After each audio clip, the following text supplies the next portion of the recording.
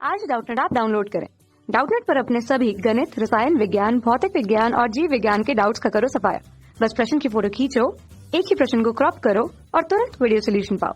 अभी डाउनलोड करें। Hello everyone, प्रश्न है दिए गए चित्र में मनुष्य के मूत्र तंत्र का आरेख दर्शाया गया है जिसमें उसकी 4 संरचनाओं ए से डी का नामांकन किया गया है। उस विकल्प को चुनिए जिसमें सही संरचना के साथ साथ उसकी सही विशेषता और कार्य को बताया गया है। ठीक है, तो गाइस यहाँ पे हमें एक चित्र दिया गया है तथा उसमें उसके विभिन्न भागों ए, बी, सी तथा डी को दर्शाया गया है। ठीक है, तो हमें इन भागों को पहचानना है तथा उसके कार्यों के अनुसार पता करना है कि हमारे इन चारों विकल्पों में से सही विकल्प जो है वो कौन सा है। ठीक है, तो चलिए चलते हैं हमारे चित्र की तरफ।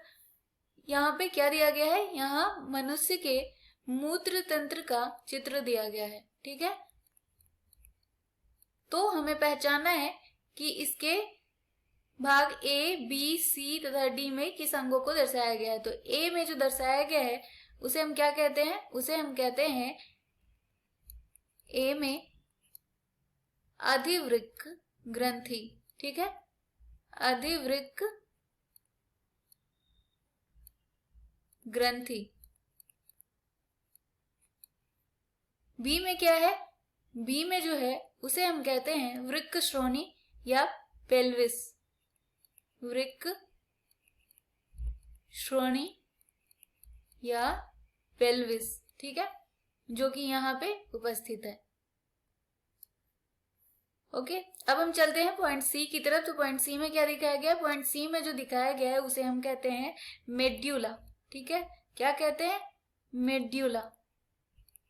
कहाँ उपस्थित है मेड्यूला, ये रहा हमारा मेड्यूला। ठीक है, अब हम बात करते हैं पॉइंट डी के बारे में। पॉइंट डी में क्या दिखाया गया, पॉइंट डी में जो दिखाया गया उसे हम कहते हैं कॉर्टेक्स।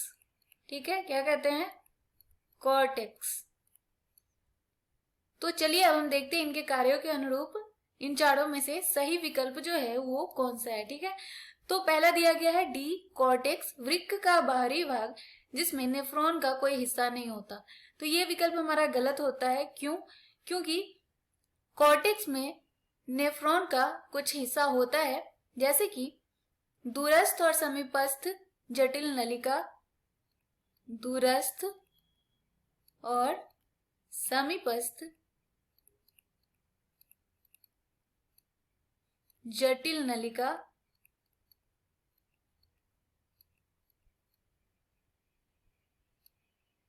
नलिका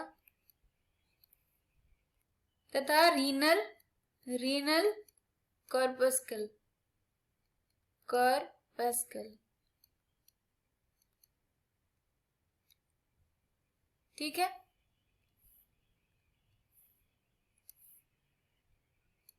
तो ये विकल्प हमारा गलत होता है। दूसरा है ए, अधिवृक्क ग्रंथि, वृक्क के अग्र सिरे पर स्थित, जो कि बिल्कुल सही है।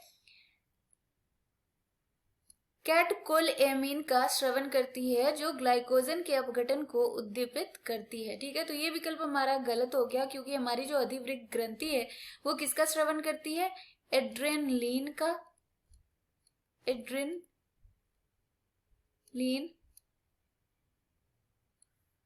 तथा एल्डोस्टेरॉन और कॉर्टिसोल का, एल्डोस्टेरॉन और कॉर्टिसोल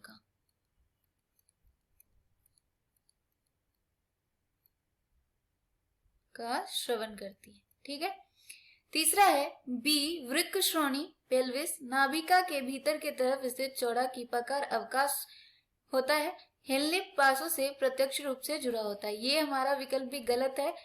क्या है हमारा यहाँ पे उपस्थित, इसे हम क्या कहते हैं, पेल्विस कहते हैं। और ये किससे जुड़ा होता है, ये यूरेटर से जुड़ा होता है और ये ब्लैडर से जोड़ता है इसे। ठीक है, तो ये विकल्प हमारा गलत होता है। चौथा है मेड्यूला, वृक्क का भीतरी क्षेत्र जिसमें संपूर्ण नेफ्रॉन स्थित होते हैं।